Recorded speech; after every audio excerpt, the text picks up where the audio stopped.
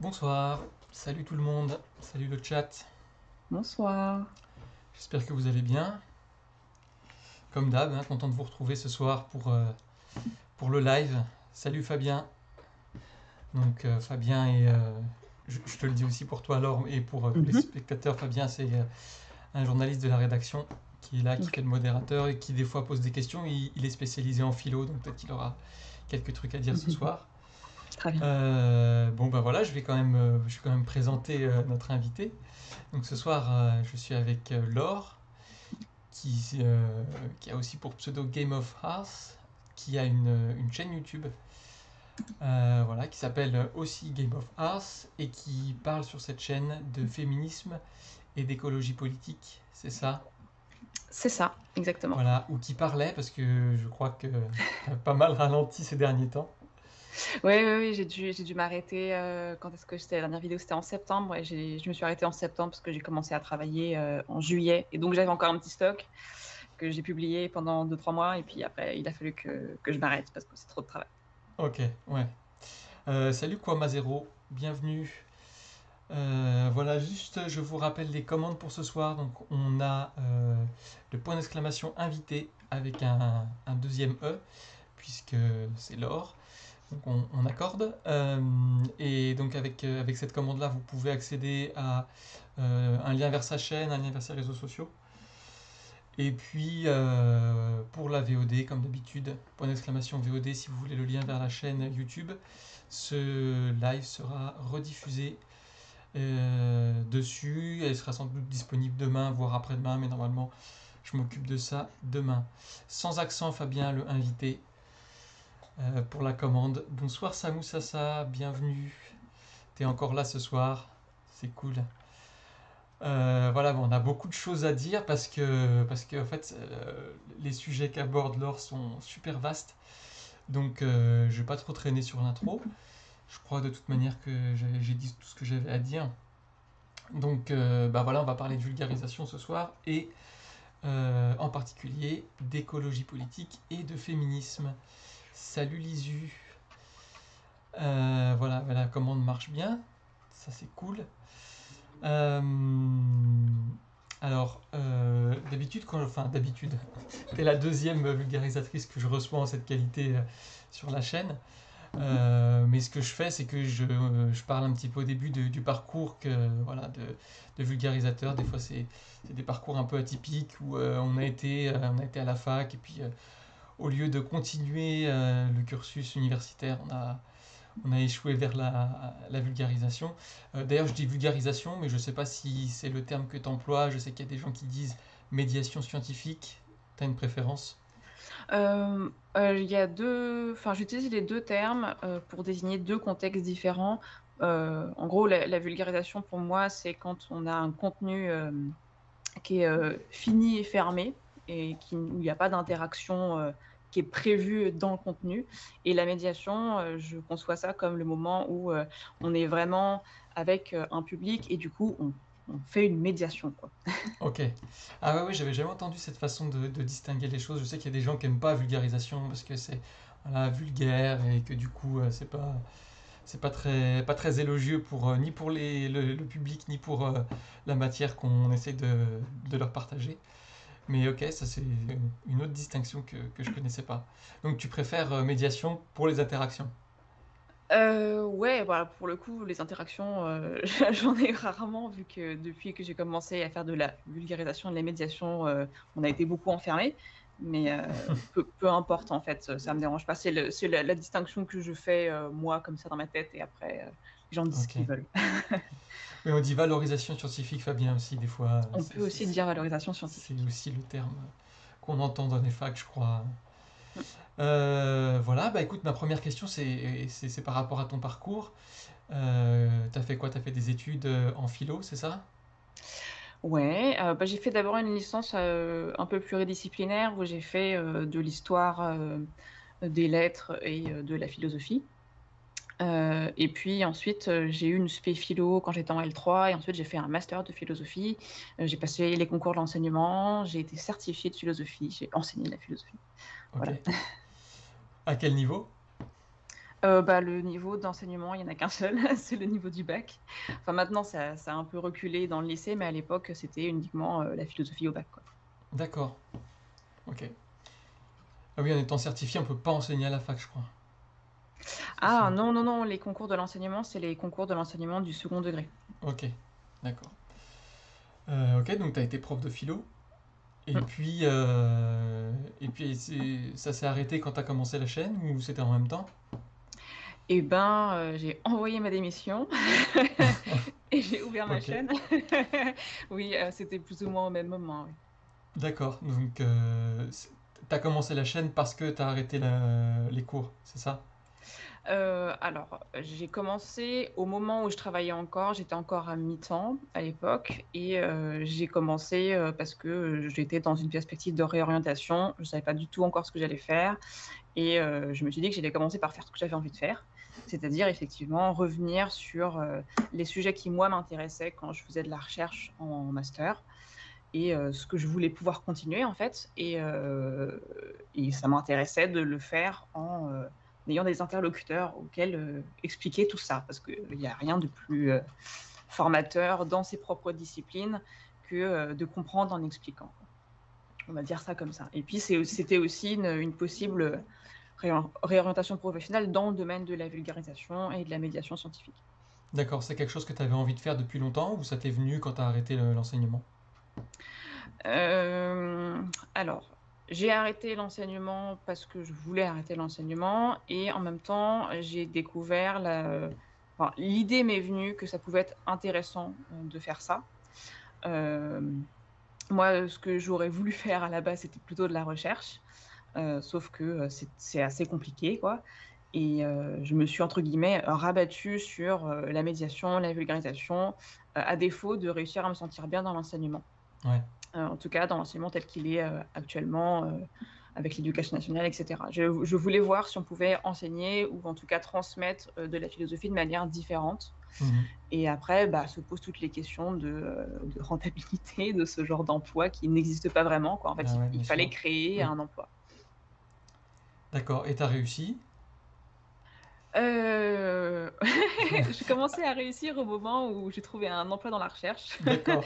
Mais bon, comme c'est un emploi qui pour l'instant, que j'ai pour seulement 1 an, heu, on va dire que, j'ai réussi à un moment et ensuite, on verra si je dois revenir vers ça et si ça a vraiment pris et si ça se pérennise comme activité. Parce qu'en gros, les 1ers revenus que j'ai réussi à dégager, ça a mis presque 2 ans à me venir, quoi. Oui, 2 ans, Ah clairement ouais, 2 ans. Mmh. d'accord. Et du coup, là, c'est un contrat d'1 an, ton Mmh travail. mh. Et tu espères quand même pouvoir continuer la médiation à côté ou tu préférerais que ce job-là soit pérenne? Bah, alors ce job-là, il pourra pas être pérenne, ça c'est certain, parce que c'est un boulot qui est attaché à un projet de recherche. Je Ah oui, suis, ok. chargée d'études, heu et donc ça veut dire que quand le projet de recherche n'a plus de financement, c'est-à-dire qu'il n'a plus de financement à la fin du mois d'août là, et ben, il y a plus de projet, donc il y a plus besoin d'ingénieurs de recherche, enfin Ok, d'ingénieurs d'études, plus précisément, donc ça se termine. Mais ça veut dire que, potentiellement, j'ai peut-être d'autres ouvertures dans la recherche ensuite et dans l'idéal, ce que j'aimerais, c'est réussir à enfin trouver, un financement pour, faire un doctorat. d'accord. Donc c'est ce que tu préférais faire plutôt que continuer la chaîne et la Ben, en médiatisation, fait, la médiation. je pense que ça pourrait être potentiellement compatible, à condition, que, ça finisse pas en burn-out, quoi. Donc ça, c'est des choses que je peux pas Ah prévoir à l'avance ouais. et faut voir comment ça peut s'organiser. Mais là, comme, pendant cette année, c'était un peu tendu. Enfin, en gros, je le sentais pas et quand on le sent pas, il faut pas forcer. C'est la meilleure leçon à retenir, d'avoir trop travaillé dans sa vie. D'accord. Salut Olgen, merci pour le follow, merci de nous suivre. Alors du coup, cette chaîne, le projet, c'était de parler d'écologie politique et de féminisme, les deux en même temps. D'ailleurs, pourquoi Game of Hearth, le Hearth c'est le foyer, c'est ça?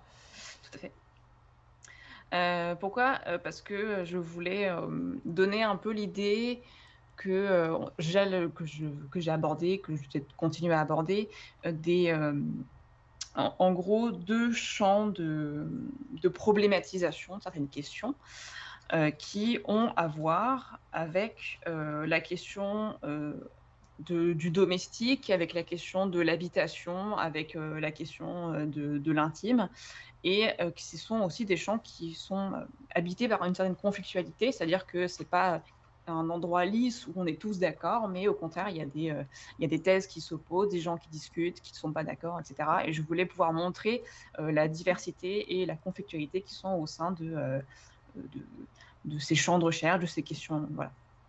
Ok, pour toi, D'où l'idée que, l'écologie. en fait, c'est un jeu de mots avec, Game of Thrones, bien évidemment, où, ça se tape un peu sur la tête.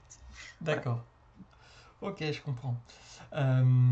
Et du coup, tu parles donc d'écologie politique et de féminisme. Mmh. Est-ce que donc les deux se recoupent pour toi? Les deux sont liés donc à ce qui se passe dans les maisons? Alors, quel est le lien? J'avais pris des notes. T'as fait Alors, une vidéo dessus, j'ai fait une mais il vidéo y a dessus longtemps, hein. effectivement, C'est ah, peut-être c'était ça la aussi. probablement une des premières. Il ne faut pas la Ouais, regarder. voilà. Alors, en T'as fait, pas le script en tête, c'est bizarre ça. non, j'ai pas le strict en tête, non. Non, mais c'est surtout que j'ai un peu un cerveau mou, moi, donc il faut que je sois très concentrée. Donc, oui, donc il y a des ta question exactement, c'est pourquoi les 2 en même temps, c'est ça? Ouais, pourquoi les deux en même temps et qu'est-ce que tu vois comme point commun entre les deux en fait? OK. Donc si tu veux l'histoire de, pourquoi j'ai décidé de traiter ces 2 problématiques en même temps, déjà, un peu pragmatiquement, l'histoire c'est que, c'est des choses qui m'intéressaient. À la base, je travaillais sur l'écologie politique quand j'étais dans mes mémoires de master et à un moment, j'ai pris des vacances et j'ai lu un livre et j'ai lu un livre pour changer. Je sais pas, j'ai pris des vacances, je me suis mis à travailler. Bon, bien sûr, comme d'habitude. Et donc j'ai découvert en fait, plus précisément, le mouvement que je connaissais déjà du coup, qui est l'écoféminisme et je me suis dit: «J'ai envie de proposer un projet de recherche, sur ça», parce que ça me semblait vraiment très stimulant intellectuellement et il a fallu que, je m'intéresse, aux textes féministes que je connaissais, très mal par rapport aux textes écologistes. Donc j'ai commencé à me lancer du côté des textes féministes en plus. Et là, je me suis D'accord. dit: «Waouh, c'est super, il faut que je fasse les 2 à la fois». Donc je vais jongler entre ces 2 types de textes pour pouvoir aller, vers, cette question d'écoféminisme. Bon, le projet de recherche n'a jamais vu le jour, mais ce qui ressort en gros de pourquoi j'ai continué à les traiter ensemble, c'est que, en gros, quand on fait de la philosophie, on a des concepts un peu majeurs qu'on peut faire, qu'on peut bricoler un peu partout, quoi et les concepts majeurs qu'on retrouve à la fois, enfin les questions et les concepts qu'on retrouve à la fois dans les questions de féminisme et dans les questions d'écologie politique, c'est la question, du dualisme entre nature et culture, donc toute la problématisation autour de ces termes et puis la politisation de l'intime et du quotidien. D'accord. Donc ça se recoupe pas toujours, ça dépend un peu des auteurs qu'on traite et cetera. Voilà. Ok. Quel était le livre? Demande Fabien. Tu te souviens du bouquin? Qualité livre, ouais, c'était l'anthologie, qui a été faite, je crois en 2015 par Émilie H. Reclaim, qui a été réédité régulièrement, chez Cambourakis. Enfin régulièrement, je ne sais pas régulièrement, mais j'ai l'impression que c'est devenu quelque chose qui est devenu assez connu. Ok. Donc voilà. Donc et ce qui était bien dans ce recueil, c'est qu'il y a énormément de types de textes différents, ce qui permet d'avoir vraiment un panorama complet, sur le enfin complet, pas vraiment complet, mais en tout cas assez divers sur ce champ-là. Ok. Fabien, si tu as le temps de regarder et de mettre un petit lien dans le chat, c'est cool. Comme ça, les gens pourront aller voir. Ok. Alors, pour les gens qui ne savent pas un peu ce, ce que sont ces champs, bon, on est une chaîne qui s'appelle Sciences Humaines. Est-ce que vraiment c'est de la science? Est-ce que vraiment c'est une discipline académique? Parce que souvent les gens associent plutôt le féminisme et même l'écologie à du militantisme, mais pas vraiment à un champ de recherche, quoi. Alors, il y a 2 choses qu'il faut voir, c'est que, hem, en gros, il y a une différence, enfin, il y a une différence. Il y a 2 choses, il y a qu'à la fois effectivement, il y a de la recherche féministe, dans les sciences. Donc il y a toutes les épistémologies féministes qui travaillent à montrer comment la science est traversée par des présupposés sexistes et par conséquent fait faire de la mauvaise science et a des conséquences éthiques qu'il faut adresser. Pour Et les gens qui savent pas ouais, ce que c'est l'épistémologie c'est, en deux d'accord. mots, tu dirais que c'est... L'épistémologie, en gros, c'est la manière dont on fait la science et la manière dont la science se présente comme une science, donc comme un discours sur le monde qui a valeur, sinon de vérité, au moins qui est valide et décrit correctement le réel et les causalités qui mènent d'un point A à un point B. Par exemple, tel virus rend malade de telle manière et pour quelle raison. Voilà, donc D'ailleurs, si j'en faire de profite pour vous dire... l'épistémologie, c'est... Ouais. Vas-y, je t'en prie, finis. Excuse-moi, je voulais pas te couper. Non, c'est moi. Donc l'épistémologie, en gros, c'est étudier la manière dont la science se présente comme science et se fait comme science. On avait d'ailleurs invité Philippe Huneman il y a un petit moment sur la chaîne, et vous pouvez retrouver le live sur notre chaîne YouTube. Il nous avait expliqué un petit peu ce que c'était que l'épistémologie, voilà comment lui aussi c'est son travail, hein, il est philosophe et fait de l'épistémologie des sciences, donc il travaille un petit peu à comprendre comment ça se fait justement cette science, comment on produit ce savoir. Voilà. D'ailleurs, si jamais il y a des choses qui ne sont pas claires dans ce qu'on dit, si vous avez des questions, n'hésitez pas dans le chat. Voilà, je m'arrêterai et puis on pourra discuter selon vos questions. Donc du coup, excuse-moi, je t'ai coupé Non, dans ton élan, c'est très bien. mais T'as raison. Je m'étais fait une note à moi-même en plus. Quand tu dis épistémologie, définis. Je ne l'ai pas fait. Merci. Donc oui, il y a à la fois ça, ce féminisme qui vient montrer les ressorts sexistes qui parfois se trouvent dans les sciences. Donc ça peut être dans l'histoire, dans l'archéologie, dans la biologie, etc. Et ça, c'est en gros de la recherche qui se fait depuis les années 70. Et c'est effectivement un mélange entre on est féministe et on veut montrer qu'il y a qu'on est actif auprès de la science parce qu'il faut vraiment arriver à faire travailler le féminisme concrètement jusque dans la science et sans que ça soit pour venir biaiser les travaux, etc. Au contraire. Et puis, ce qu'il faut bien voir et qui est plutôt moi mon approche en tant que personne qui présente des courants de pensée, c'est que déjà tous les courants de pensée ne se revendiquent pas comme des savoirs scientifiques. Et tout ce que je présente n'est pas de la science. En mhm. revanche, l'approche que moi je me donne, qui est celle de faire de l'histoire des idées, c'est une certaine rigueur pour présenter la façon qu'ont eu les gens de penser les problèmes de l'écologie et du féminisme dans le temps. Et parce qu'il y a une différence en gros entre militer pour l'écologie et le féminisme et étudier les textes et les manifestations de l'écologie et du féminisme.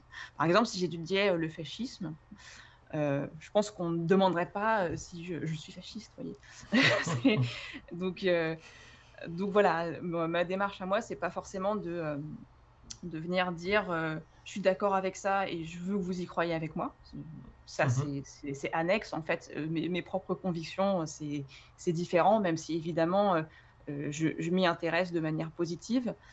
Euh, Mon but, c'est pas de vous donner mon avis et c'est pas de convaincre, mais c'est de montrer comment ces discours-là se présentent et éventuellement après, si vous êtes convaincu par ces discours-là parce que je vous ai aidé à les comprendre, tant mieux pour vous, quoi. Ok, je crois que c'est assez clair. Euh, alors, tu parlais tout à l'heure de l'écoféminisme, qui recoupe Ouais, donc les deux notions que tu abordes sur ta chaîne, l'écologie et le féminisme.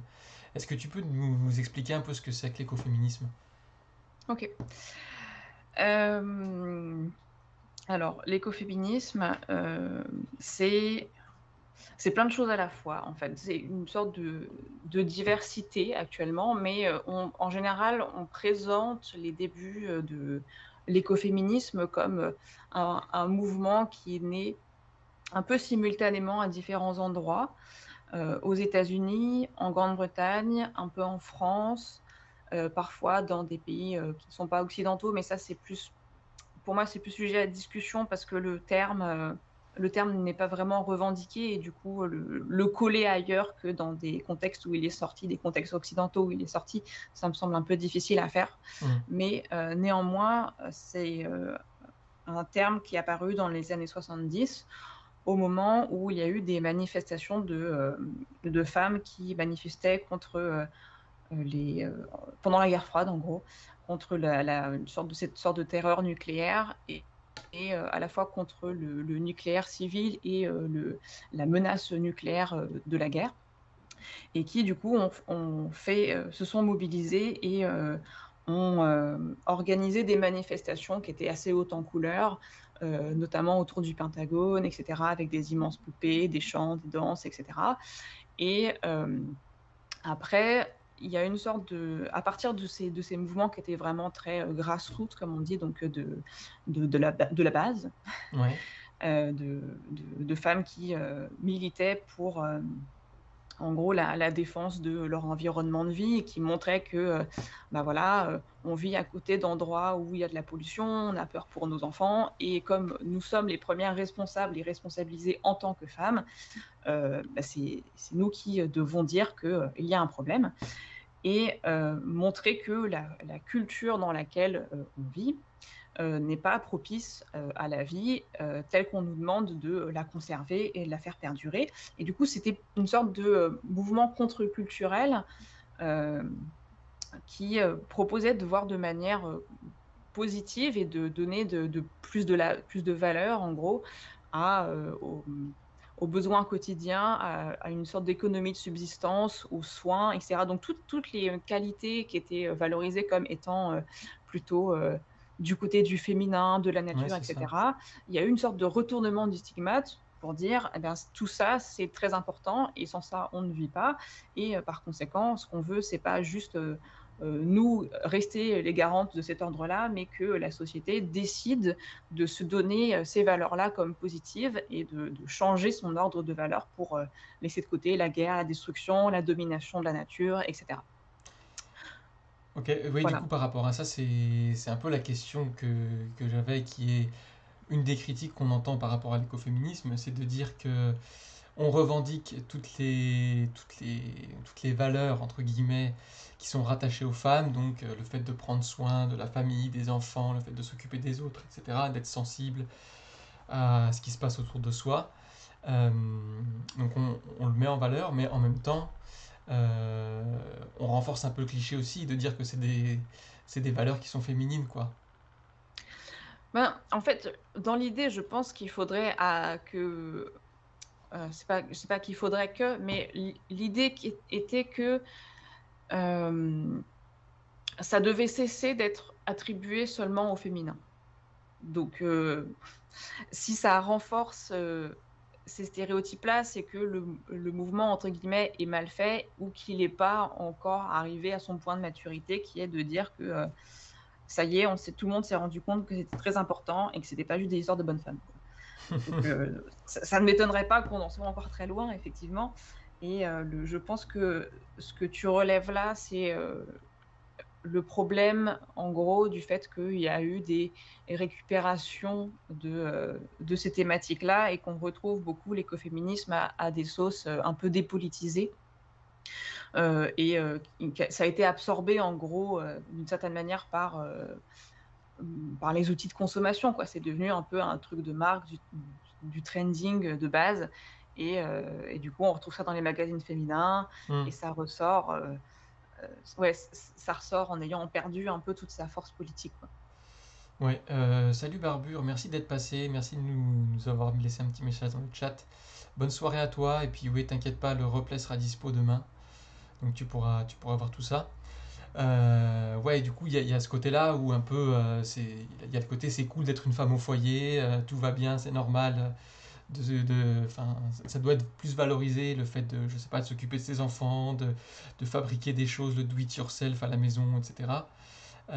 Mais quand on dit ça, on relève pas le fait que bah, ce travail-là à la maison des enfants et du bricolage et ce genre de choses, enfin du recyclage, revient souvent aux femmes.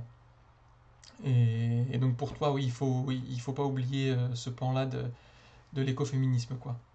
Enfin, il faut pas oublier que c'est un mouvement politique révolutionnaire et que du coup, si c'est juste, abandonner son travail et c'est enfin, on comprend le mouvement et de toute façon, il y a pas d'autre moyen de sortir de l'économie, financière, mais pour il y a pas d'extérieur, en fait, pour le moment, à part vraiment être en autonomie, et en autarcie complète, il y a pas encore de solution de retrait qui est que, on n'aurait pas besoin de gagner un salaire et que ce soit, je sais pas, l'un des 2 du couple, par exemple, si, on reste encore dans l'idée que, le modèle principal, c'est le couple hétérosexuel, quoi.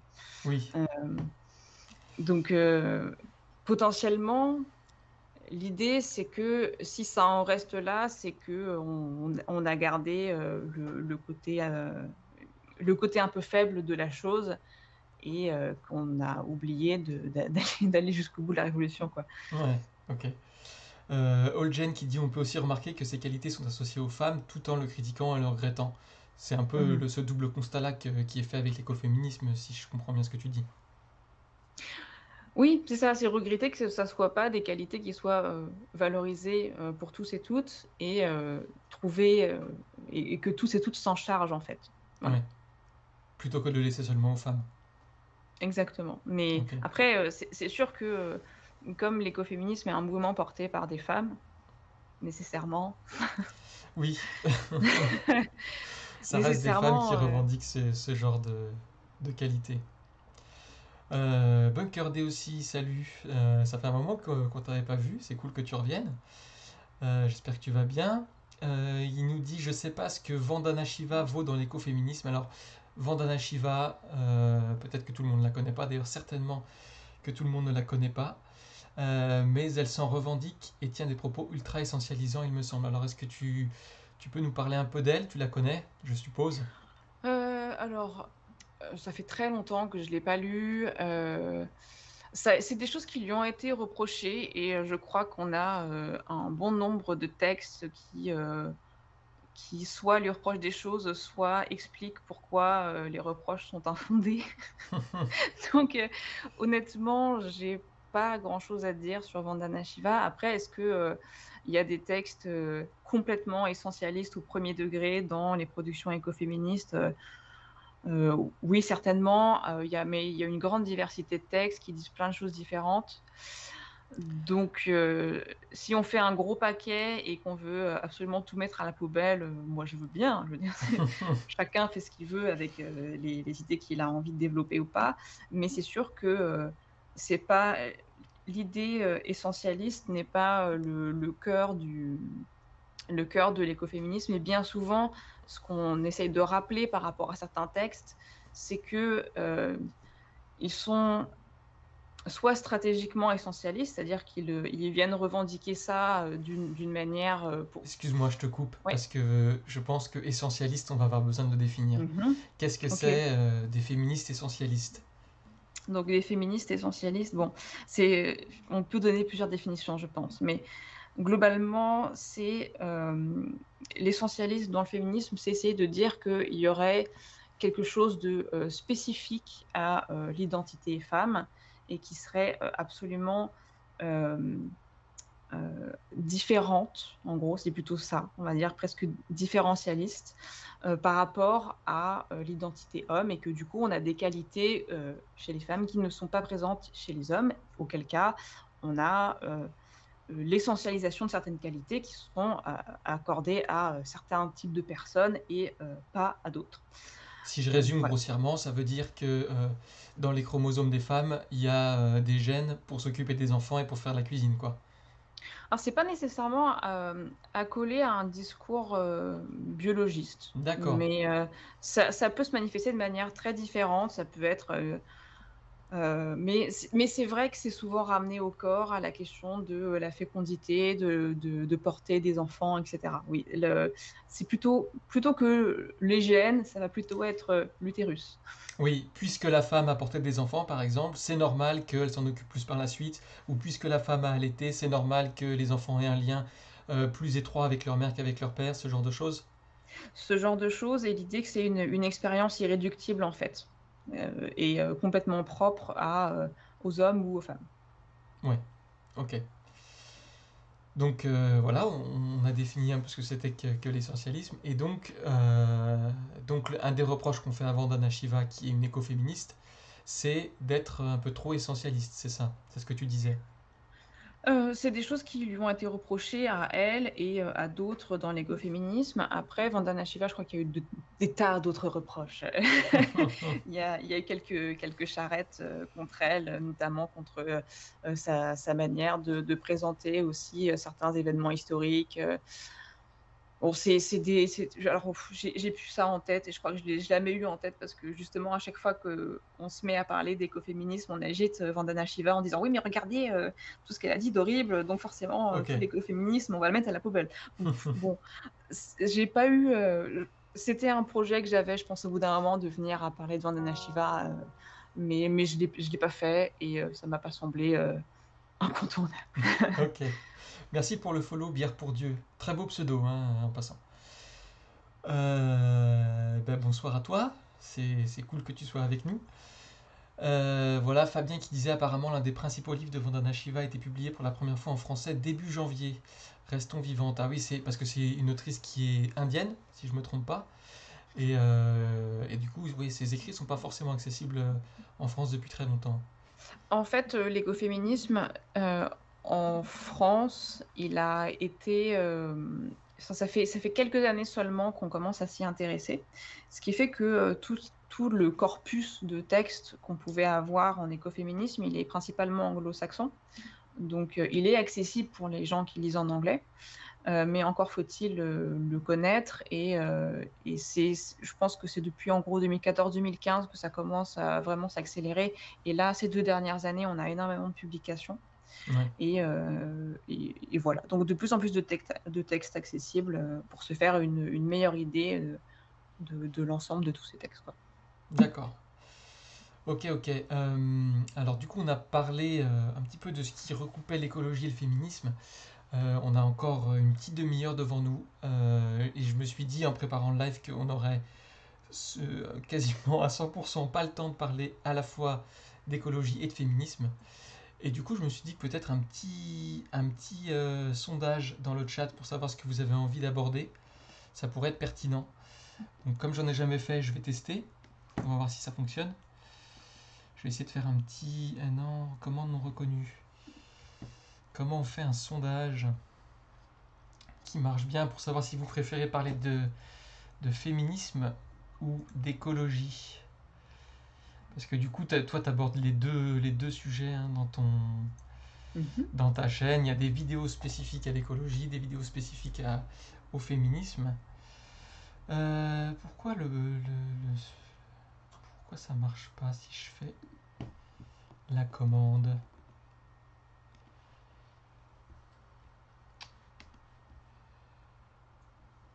Sondage. Non. Bon, eh ben je n'arrive pas à faire le sondage, c'est malin ça.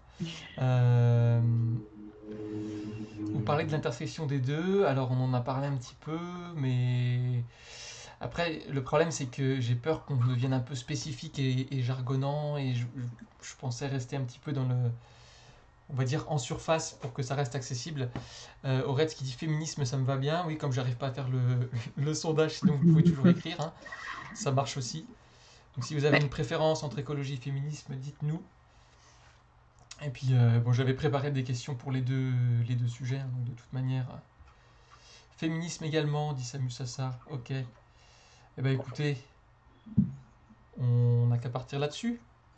Que ceux qui s'y opposent parlent maintenant ou se taisent à jamais. Mais sinon, dans 2 minutes, je dis 2 minutes, mais ça va être plutôt 10 secondes, on va parler de féminisme. Peu importe pour All Gen. Je pensais aussi qu'on parlerait d'écoféminisme. Alors on en a parlé un petit peu. Peut-être que ça reviendra. D'ailleurs, il y a quelques questions qui peuvent revenir sur ce sujet par la suite. Allez, bon, on va se concentrer sur les questions féminisme déjà. mmh. Euh, La première question que j'ai envie de te poser, c'est, on a parlé de Vandana Shiva qui était pas forcément un auteur de référence pour toi.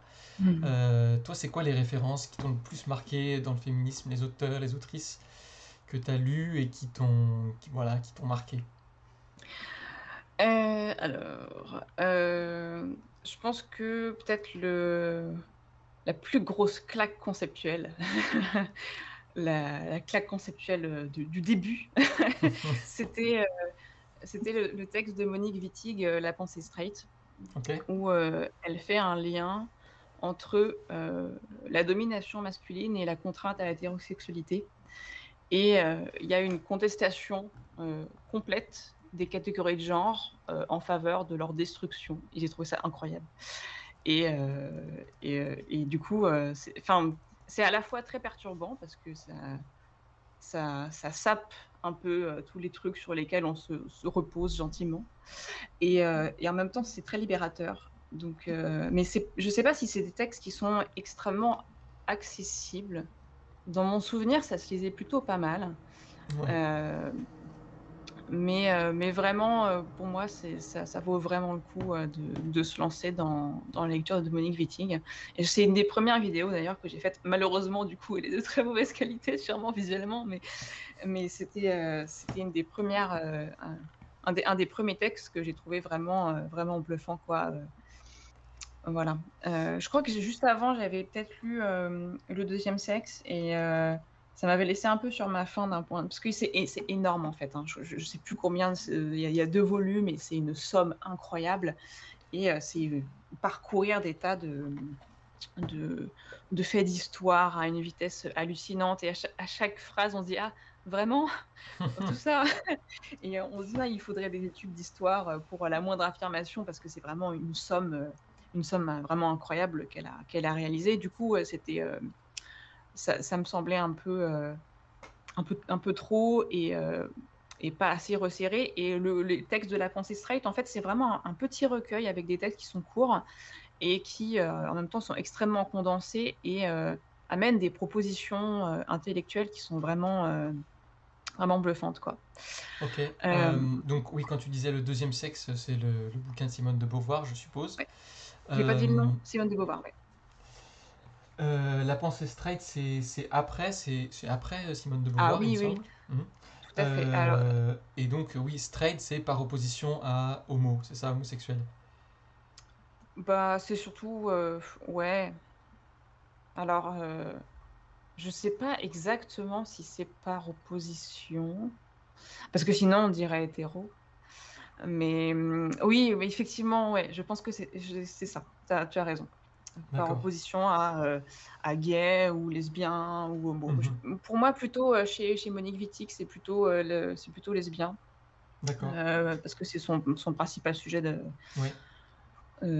enfin, c'est central, quoi. Et c'est aussi une des penseuses qui a parlé du lesbianisme politique, par exemple. Bah, du coup, voilà, la question me venait Mm. au fur et à mesure de la discussion parce que le lesbianisme politique, c'est quelque chose qui est pas forcément toujours bien compris.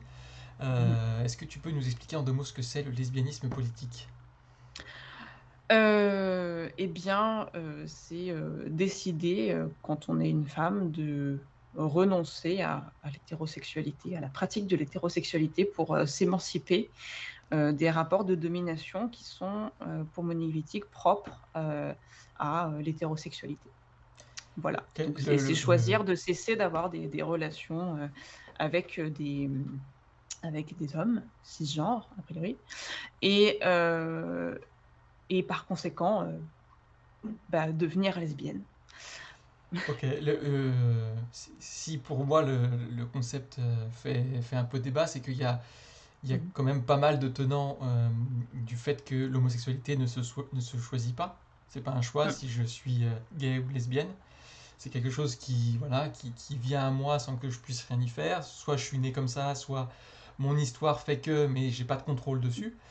Mais du coup, le lesbianisme politique, c'est justement de dire qu'on pourrait avoir un contrôle dessus.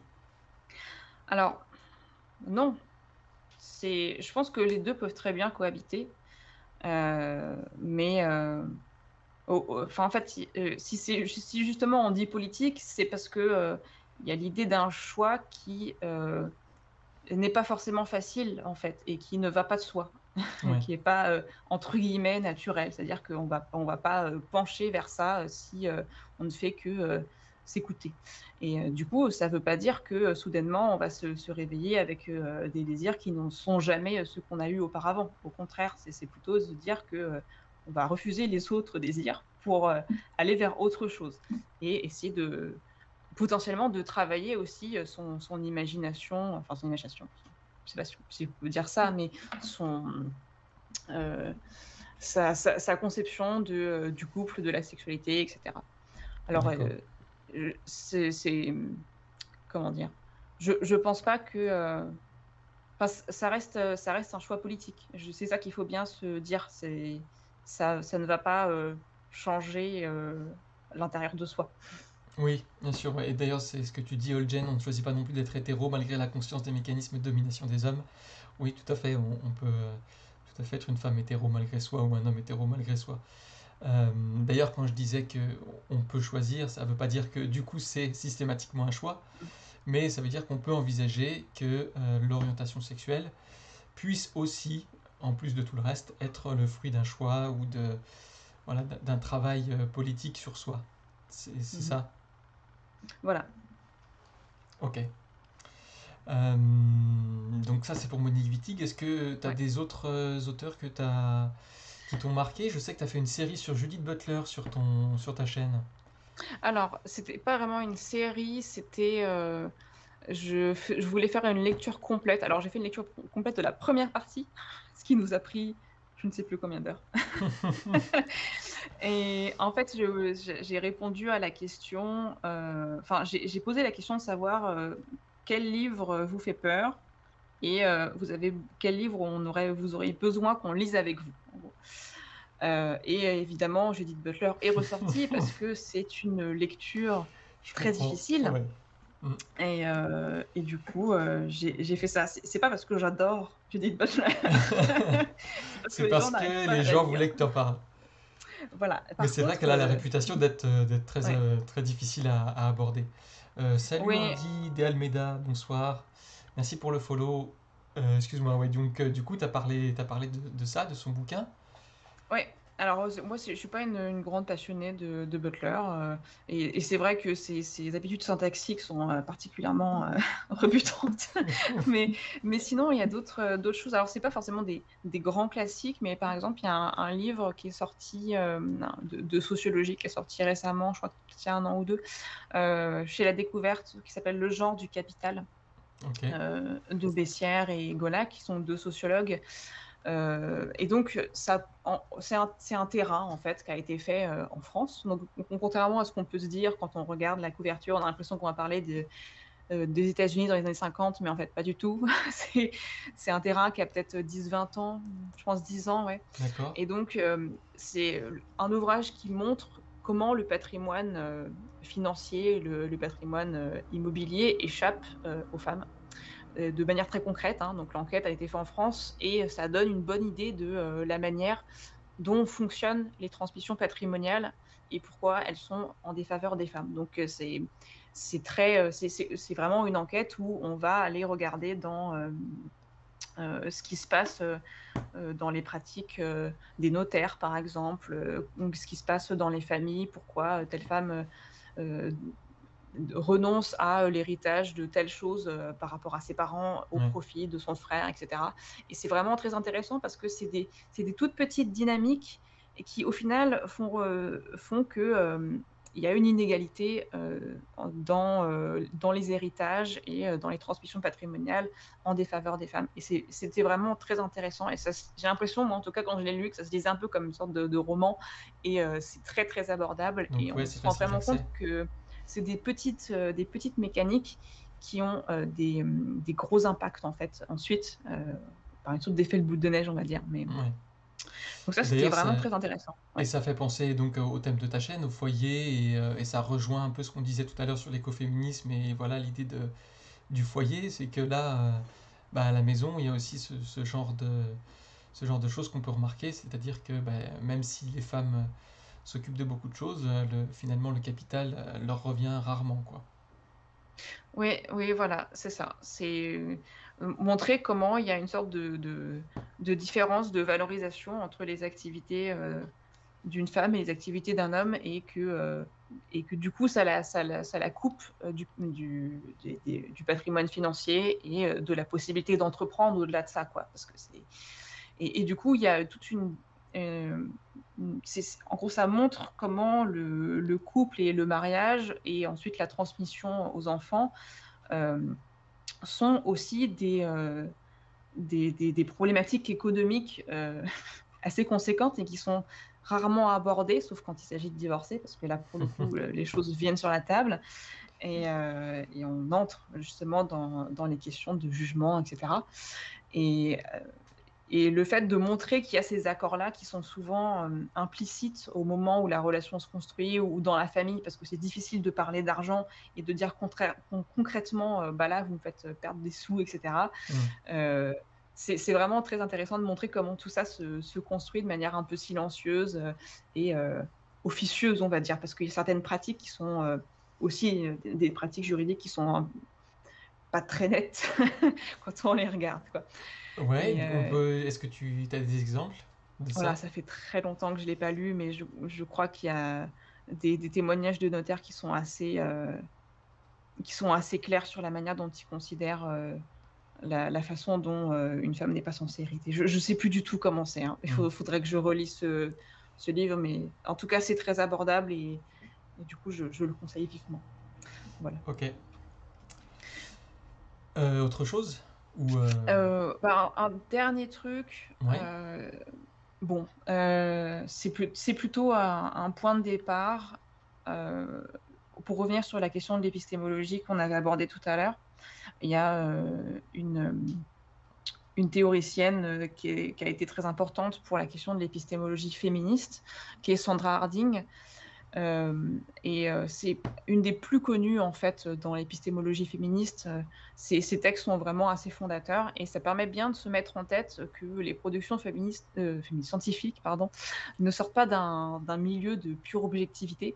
Et évidemment, les textes de Sandra Harding sont un point de départ. Il y a tout un tas d'exemples ensuite d'enquêtes qui ont été menées au sein des sciences pour montrer qu'il y a leur non-neutralité dans tout un tas de disciplines, donc en histoire, en anthropologie, en biologie, etc. En gros, Sandra Harding, elle a fourni toute une sorte d'architecture conceptuelle pour penser cette question d'objectivité, de subjectivité, etc. Et, euh, et du coup, c'est vraiment aussi une référence importante quand on s'intéresse aux sciences, quoi. Hmm. Voilà. Je voudrais creuser un Ouais. petit peu ce sujet-là. Juste deux remarques de Holgen qui dit aussi concernant la prestation compensatoire, qui il me semble est imposée comme source de revenus à celle qui la reçoit, le plus souvent la femme, est déductible des revenus imposables pour celui qui la verse, le plus souvent les hommes. Ah oui, ça c'est... Alors que j'essaye de comprendre ce que tu veux dire, mais en gros, oui, c'est un processus qui fait que les femmes ne bénéficient pas du capital dans le foyer, c'est ça? En fait, la clé, je pense, c'est que les revenus Ok. que ce don-là est déductible des revenus imposables. Donc, ça veut dire qu'il y a de l'argent qui revient en plus pour le donateur, Ouais, en ok. gros. Oui, c'était un exemple du livre, dit Holgen. Ok.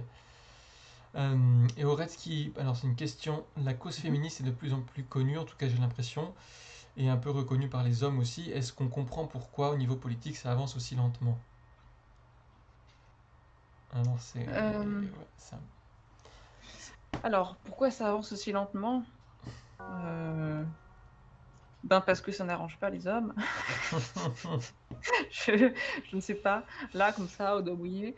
Parce que c'est difficile de défaire des dynamiques comme ça qui sont aussi complexes et qui touchent au, à ce qu'on pense être normal pour soi. Enfin, ça ne vient pas, enfin, ça vient pas tout seul, quoi. Le fait que euh, effectivement le féminisme soit un peu plus visible ne veut pas dire que pour tout le monde ça va de soi en fait et qu'on est d'accord ou qu'on a tout compris ou qu'on est prêt à avoir des changements majeurs, etc.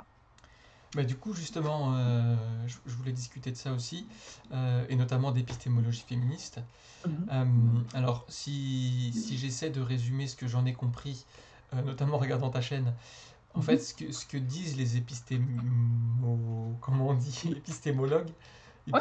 ouais, féministes, c'est que, bah, comme c'est le plus souvent des hommes qui produisent la science, Mhm. euh, en tout cas ça a souvent été eux et c'est encore majoritairement eux aujourd'hui, il y a des choses qu'ils ne voient pas, il y a des sujets qu'ils ne pensent même pas à explorer parce que ce sont des hommes et qu'ils ont l'habitude de réfléchir d'une certaine manière, parce que voilà, ils sont socialisés d'une certaine façon. Et donc l'épistémologie féministe dit, en gros, voilà, la science a été produite comme ça, mais il y aurait d'autres façons de la produire en se posant la question d'un point de vue un peu plus féminin. Est-ce que c'est Mhm. ça? Alors, ça, c'est une partie. Ok. La question du point de vue et de la situation.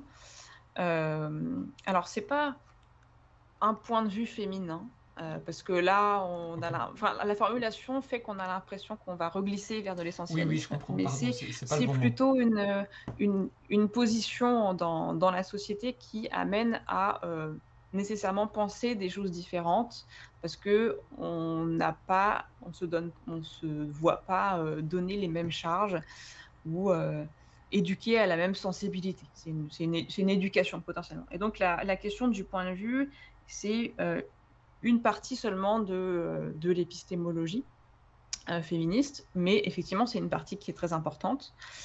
Mais après, il y a aussi, enfin, je pense qu'on peut dire aussi que la déconstruction des biais sexistes et genrés, elle vaut aussi, elle vaut aussi pour les femmes, en fait. Donc c'est pas juste un point de vue, c'est aussi Oui, déconstruire des représentations genrées de la société et ça vaut aussi pour les femmes parce que le point de vue est aussi pris là-dedans, quoi. ouais. Donc par exemple, quand on va s'intéresser aux questions de reproduction, je ne sais pas, par exemple, les et les préjugés peuvent être partagés parce que on a un socle commun de compréhension de ce que c'est que la reproduction, sexuelle chez les humains, quoi.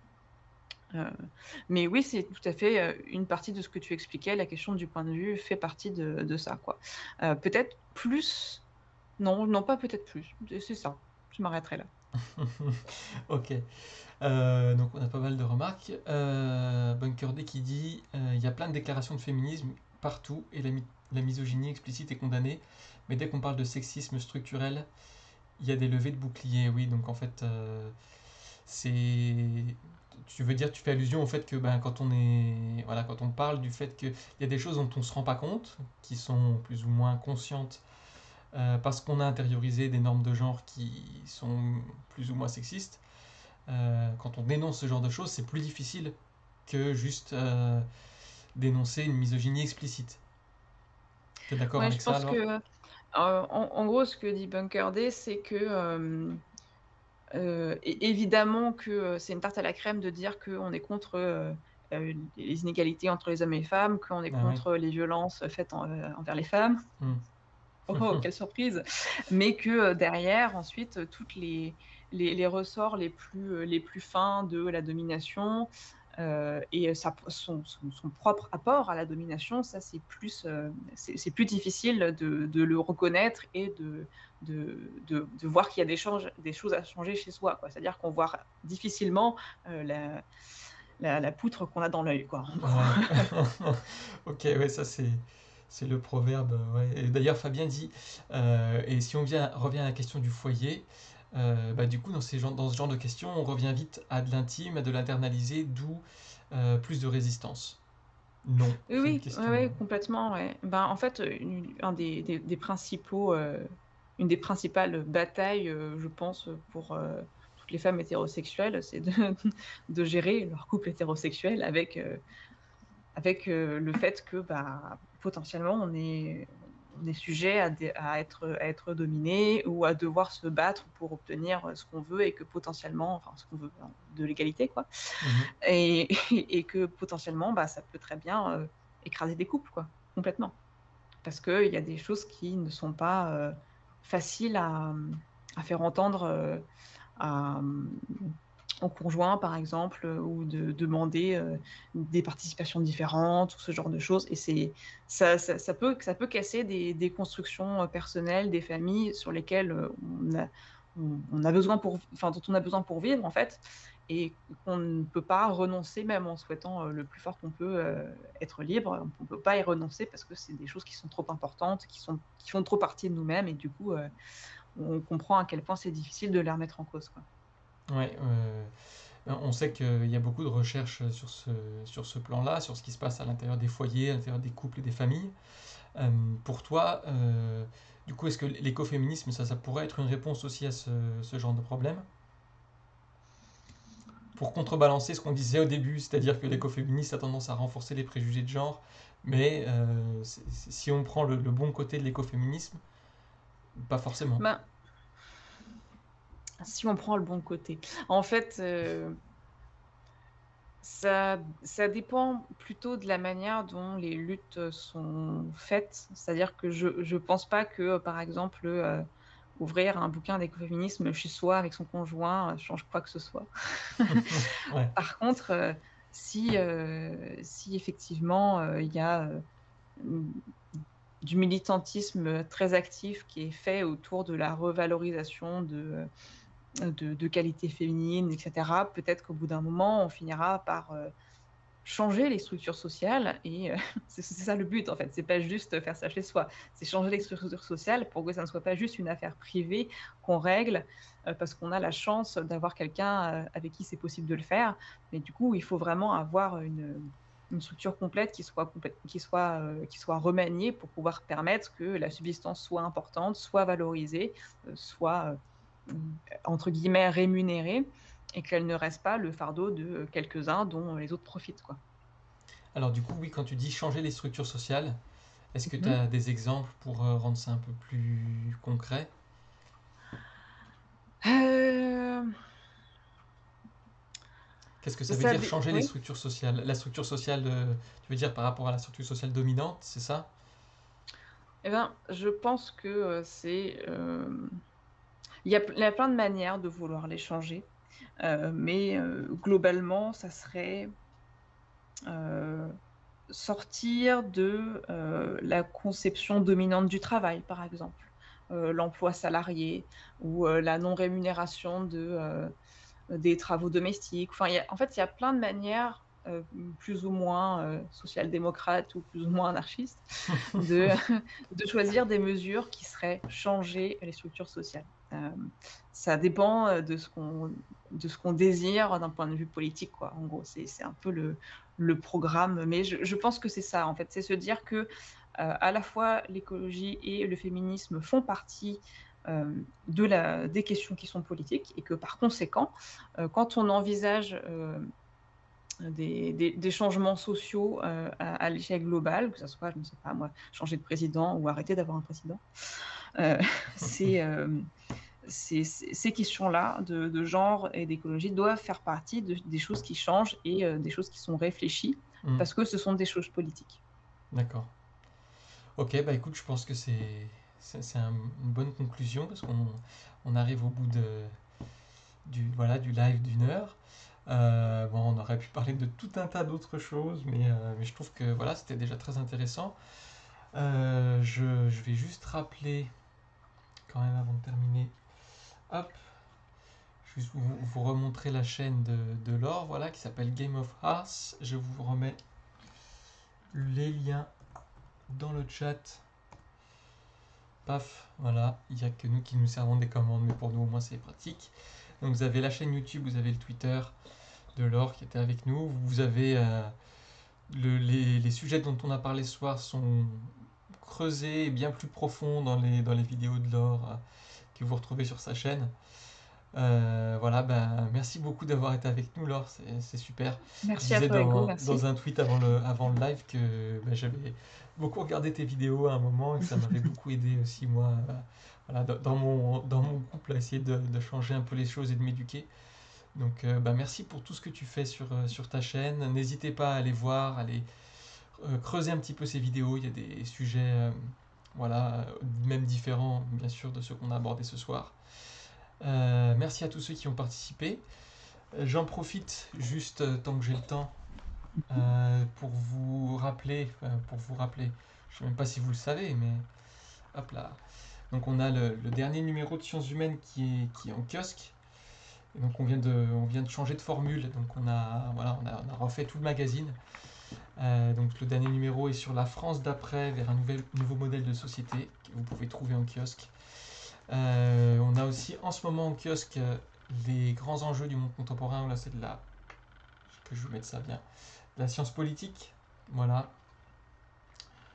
Et un autre hors-série en ce moment, hors-série histoire, 3000 ans de rêve pour changer le monde sur les utopies, tac, c'est de l'histoire.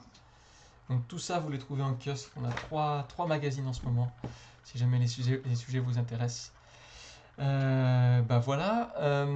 La semaine prochaine, je serai avec Fabien, qui était dans le live ce soir, et qui est notre philosophe de la rédac. Et on sera avec Cécilia Bognoncus, qui est une philosophe. Et on parlera du mystère de la vie avec elle. De pourquoi, qu'est-ce qu'on entend par la vie et tous les mystères qu'il peut y avoir derrière tout ça. Donc on sera, comme d'habitude, là le mercredi, donc mercredi prochain à 18h. Et c'est tout pour moi. Encore merci Laure, merci d'avoir été là. Merci. Merci à tous ceux qui ont participé, merci à tous ceux qui nous ont regardés même sans participer. Et on se retrouve très bientôt. Salut tout le monde.